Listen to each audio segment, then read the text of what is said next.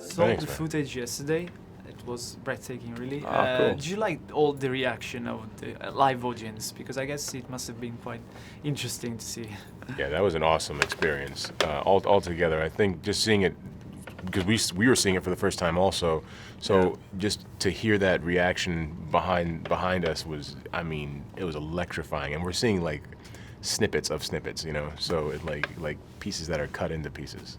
Yeah, maybe during ADR, so you did See a little bit of ADR. Yeah. Also, the first one was so loved and so well received, and people felt so close to it that as the new guys, the older new guys, it's sort of you just hope that we can still provide that connection to the material and that it can still be as loved as well. So last night when we got that outpouring of enthusiasm, it was a relief and just awesome. And also, like you said, we'd never seen it really properly. So as a fan, you're sitting there going like, ah ha ha. I understand.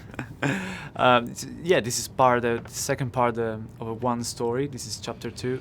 How do you think this film is gonna be and feel different compared to the first one? Of course, you're adults, so that's one of the things. But I believe that the first one was this like introduction to innocence. Like you saw how like little kids think and how they bond and how they form friendships, and also you saw what scares them and when they have these fears, like how they band together and find like solace and warmth through a group.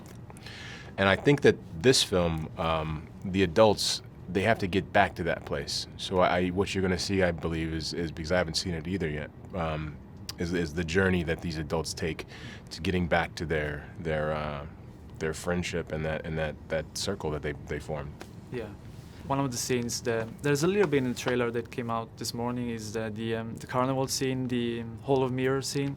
I know that you were partially behind it, so would you mind sharing how that came about? There was in the script there was always a little element of the carnival, and I think there was an idea of doing something with the Hall of Mirrors, but that was percolating and kind of growing throughout the shoot.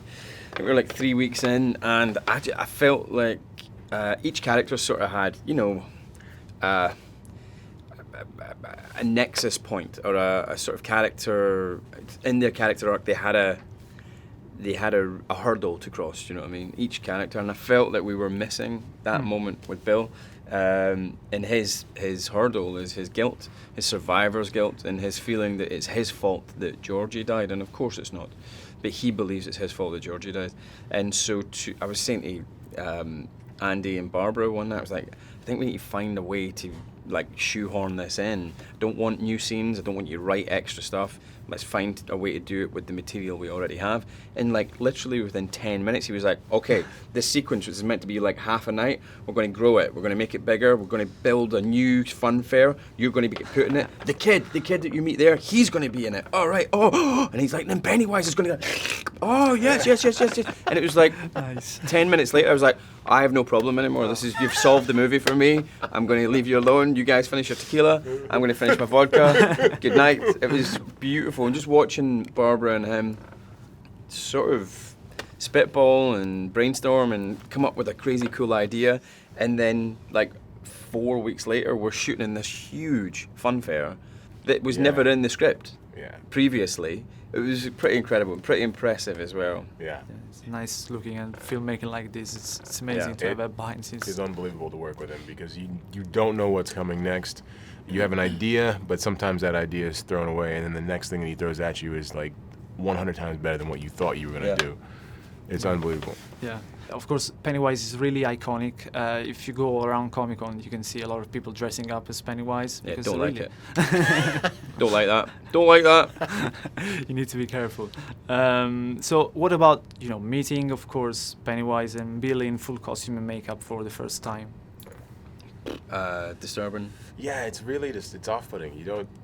I think because you don't really know how to approach him. Like, you want to give him his space and as a performer, but then you don't know whether if he wants the space or if he doesn't want to be left alone or whatever. You just don't know how to approach him. And then once he gets into character, you just don't know how to react. I mean, it took me 4 movies on X-Men to really sort of be able to talk to one of my very good friends, Nicholas Holt, as the Beast.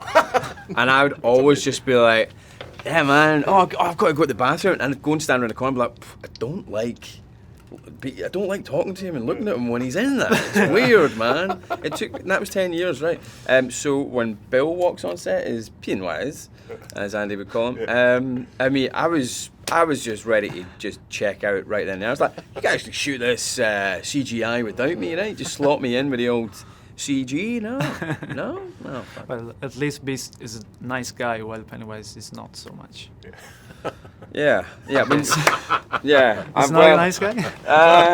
He goes to that place. He really goes. He is a nice guy, but he goes to that place that makes it. It's not necessarily scary. It's very disturbing how far he racks himself. He might not even be doing anything physical, but when he's even just saying his lines, it's killing his throat. He's tearing his throat apart just doing it. And so, at any given moment when he's playing Pennywise, it's just you're a bit worried for him. He's self-harming almost. It's sacrificial, which is a major key element of truly great performances. I think. Yeah, that sacrifice. I think that the fact that every one of us respected him so much I'm thinking one particular thing that he was doing where he was limited in his movement. At the end. Yeah, and all of us stayed on to do his coverage because it was that important for us to be there for him, because he was just giving so much that we could have easily, like I said, here, look at this tennis ball and walked off and done whatever, but all of us stood there and was there for him. So